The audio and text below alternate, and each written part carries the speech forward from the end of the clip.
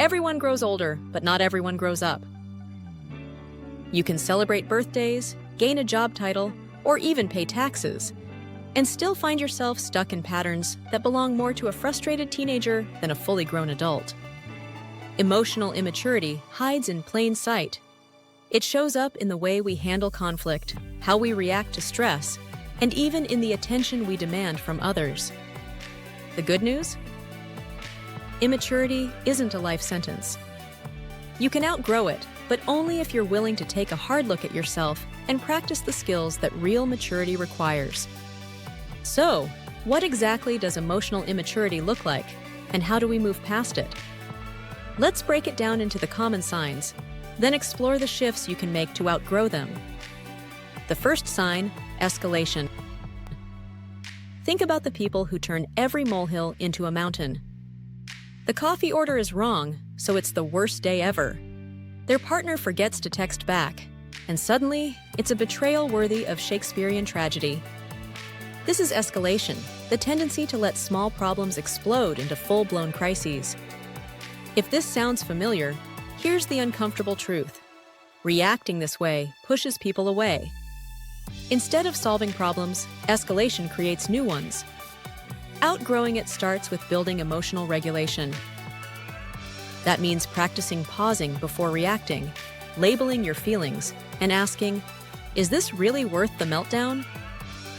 9 times out of 10, it's not.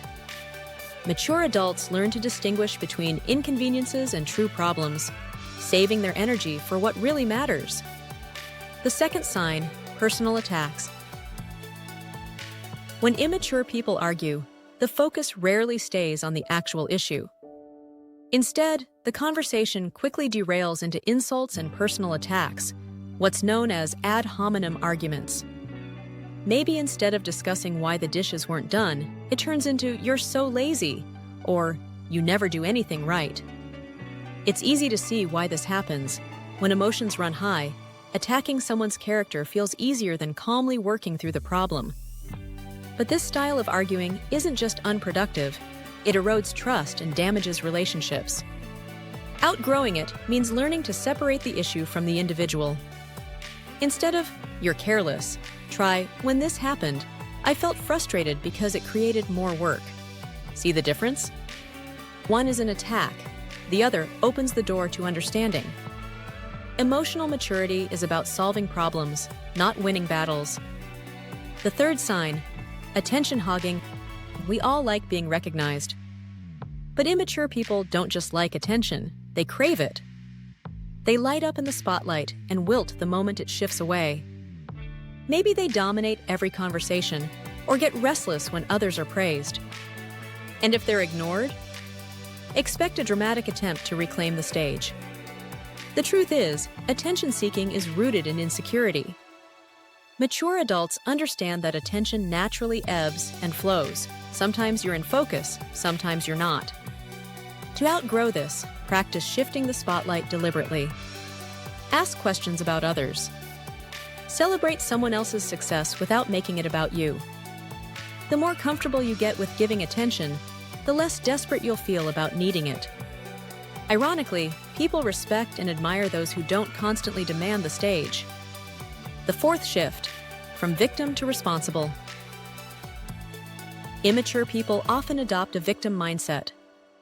Every inconvenience becomes someone else's fault, and responsibility feels like a burden instead of a strength. But here's the problem. Staying in victim mode strips you of control. If everything is someone else's fault, then nothing is in your power to change. Maturity means flipping the script. Instead of asking, "Why is this happening to me?" try, "What can I do about this?" Responsibility isn't about blaming yourself for everything. It's about reclaiming your ability to act, adapt, and grow. That mindset shift is one of the most powerful ways to step out of emotional immaturity. The fifth shift, emotional control over impulses. An immature person lets emotions drive the car. Anger takes the wheel, frustration hits the gas, and the result is a wrecked conversation or a broken relationship. But mature people learn to treat emotions more like passengers. They acknowledge the feelings, but they don't let them steer. This doesn't mean suppressing emotions, it means expressing them thoughtfully. Instead of lashing out, practice taking a breath and choosing your words. It's not easy, but with repetition, self-control becomes a habit. Remember, reacting is automatic, but responding is intentional. The sixth shift, perspective. At the core of emotional immaturity is a kind of tunnel vision. Immature people think only about how situations affect them personally, rarely stepping into another person's shoes. Maturity, however, requires empathy. It's the ability to see beyond your own needs and consider how your actions ripple outward. To grow this muscle, practice perspective taking. Before reacting, ask yourself, how might the other person see this? What's going on for them? You'll be surprised how much conflict dissolves when you stop assuming the world revolves around you. Emotional immaturity isn't about age, it's about mindset. You can be 45 and throw tantrums like a 15-year-old, or be 20 and handle challenges with the grace of someone twice your age. The difference lies in how you regulate your emotions, how you communicate, and how you treat others. If you recognize yourself in these signs, don't panic. Self-awareness is the first step toward growth. Start small. Pause before reacting. Focus on the issue instead of the person. Share attention generously, and take ownership of your actions. Over time, these small shifts add up to a version of yourself that others trust, respect, and look up to. Emotional maturity isn't about being perfect, it's about progress. And every step you take toward it makes your relationships healthier, your decisions wiser, and your life a whole lot calmer.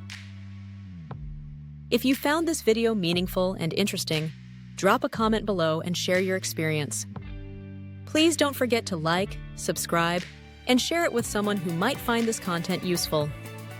And as always, thank you for listening, and we'll see you next time